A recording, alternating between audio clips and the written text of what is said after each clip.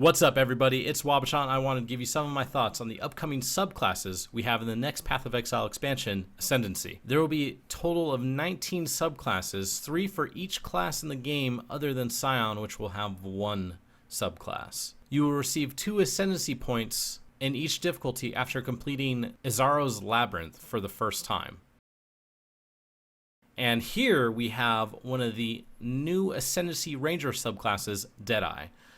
Now, Deadeye looks pretty good, in all honesty, but I'm just going to, go through my thoughts on each one of them, and I'm just going to start off just looking at it.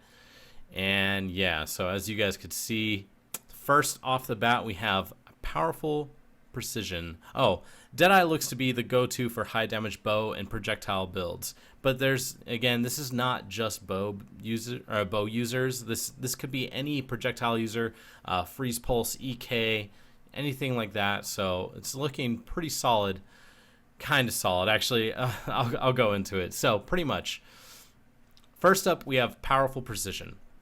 Now, powerful precision is only 2 points, but it gives you 100% chance to pierce targets at the start of their movement, and it will lose its pierce chance as it travels, but you gain all of your chance to pierce as chance to crit. Now, this is pretty interesting because we actually already have this modifier in the game. We have a drill neck that converts all your chance to pierce to projectile damage up to 100%. Now, what does this mean? That means that now you could get projectile damage and projectile pierce through, or projectile damage and projectile crit chance through this node. I think this node is actually really strong and very exciting. This makes drill neck again an amazing, unique quiver. I don't. Here's the thing: like this passive right here, powerful precision. It's not over the top ridiculous. It's not inevitable judgment, which I'll go over in one of the next videos. But it's pretty good. It's good. It's a good 2-pointer. And I think this one is going to be like one of the go-to passives in the Ascendancy passive tree for Deadeye. Next up, we have Fast and Deadly. Now, I have some issues with Fast and Deadly. Fast and Deadly is a stronger version of Deadly Draw. And Deadly Draw is pretty good, but when I think of Ascendancy points, I don't necessarily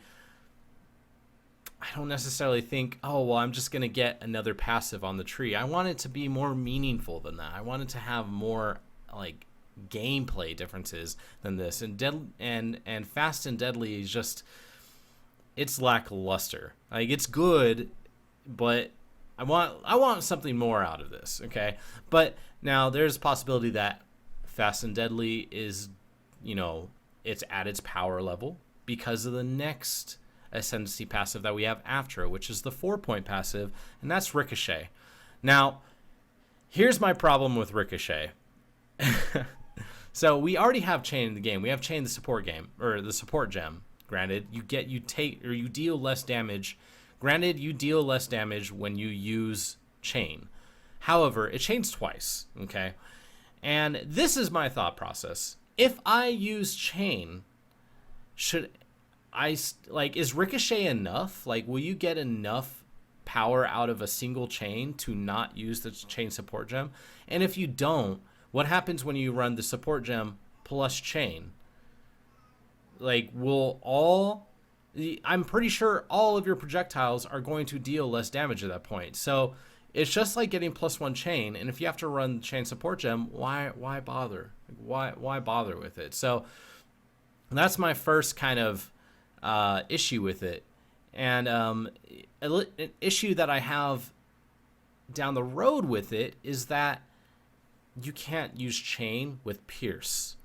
So again, going back to powerful precision, you can't use these two together, especially if you have 100% chance to pierce. It's a different story if you're doing a build where you do utilize the range pierce modifier, but if you are using it with like a drill neck, you cannot use Chain.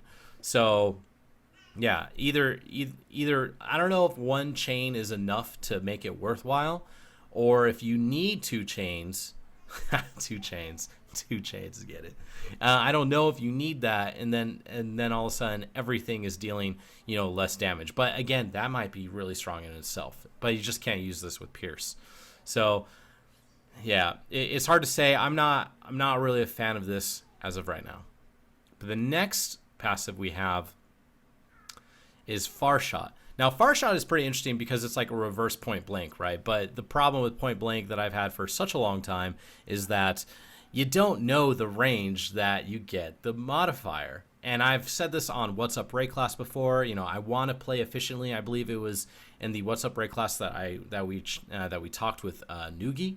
And I said, I want to play efficiently. I want to know the range of point blank and where I get my damage, but I don't know.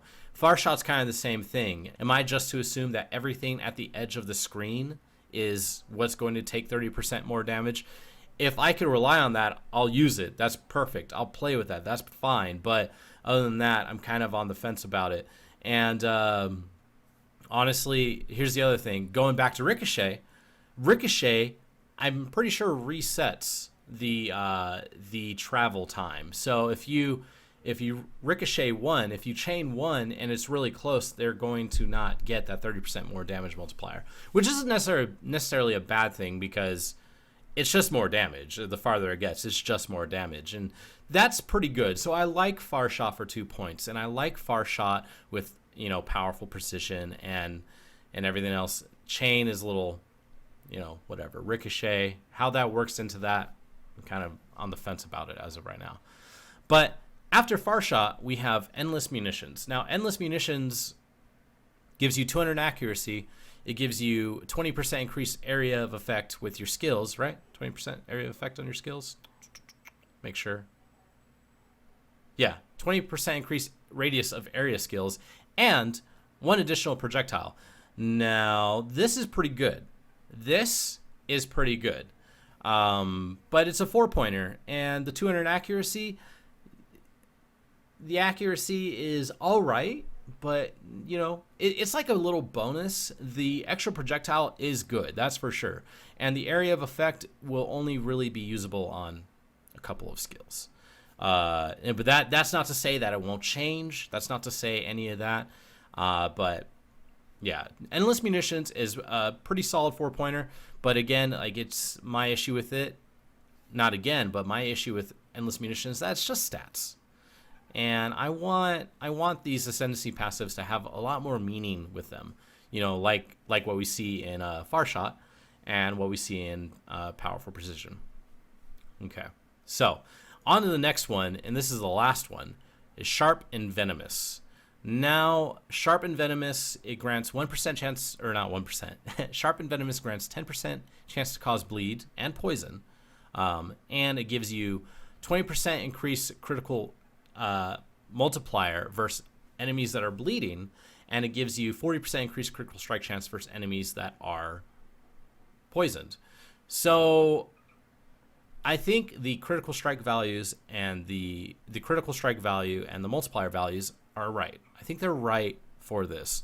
However, I think the chance to cause bleeding and to cause poison is a little too low to rely on it. Now, you could argue that, Sharp and Venomous is better for single target and for bosses. That's perfectly fine. But when I'm looking at these things, and this is just what I want, these are just my opinions, but I think it's a little too inconsistent.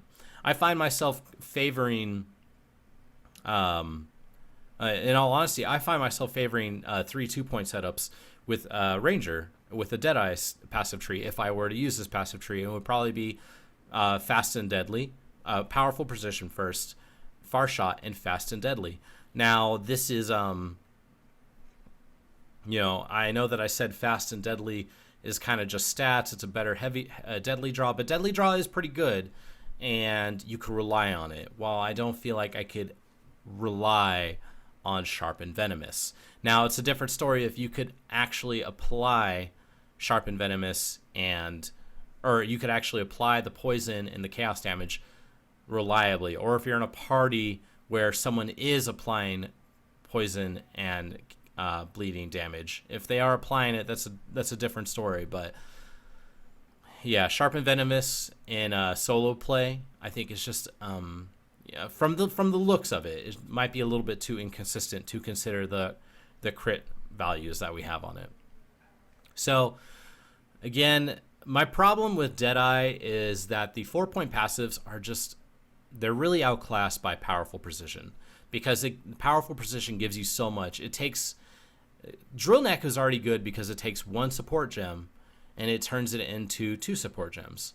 Now Drill Neck and this turns it into 3 support gems. It's going to give you, you're going to have the ability to get 100% increased projectile damage, 100% pierce, and 100% crit chance.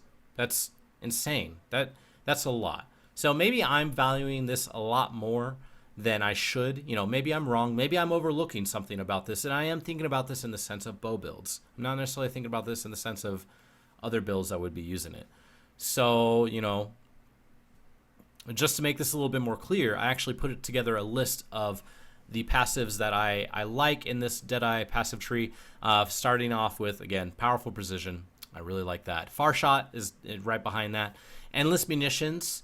Endless Munitions is a good 4-point passive, and I think it's, you know, I think it's pretty strong. I think it will definitely have a place. Fast and Deadly. Originally, I had Sharp and Venomous over Fast and Deadly, but when I started to think about what I could rely on, I started to value Fast and Deadly a little bit more, because 10% attack speed is pretty good. That's my son in the background. And then, so yeah, Fast and Deadly, followed by Sharp and Venomous, and then finally with Ricochet. And that's just because if you have to use Chain with Ricochet, you're going to be dealing that less damage multiplier. So I don't know if 1 chain is necessarily enough to justify it. If it was 2 points, I could see that, but it's 4 Ascendancy passive points. So yeah, kind of on the fence about it. But yeah, again, these are my opinions. So if you disagree with me or feel that I've missed anything substantial, leave me a comment, or you could tweet at me at wabaRaw. Also, you can pick my brain live at twitch.tv/wabaRaw. Also, make sure to subscribe. I'm going to be doing this for each Ascendancy passive. I know a lot of people are doing these. I hope that I offer a little, different of an opinion on this. I know a lot of people are really hyped about the Deadeye tree. I'm kind of on the fence about it. I don't really think it's that strong because of Powerful Precision. And actually, one last thing to add to this. Since Powerful Precision, it just outclasses the 4-point passive so much, in my opinion, it just makes the other 4 Ascendancy passive points just things that you grab because you might as well.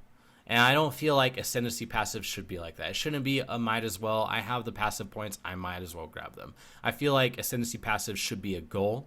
I feel like you should be really excited that you grab those passives.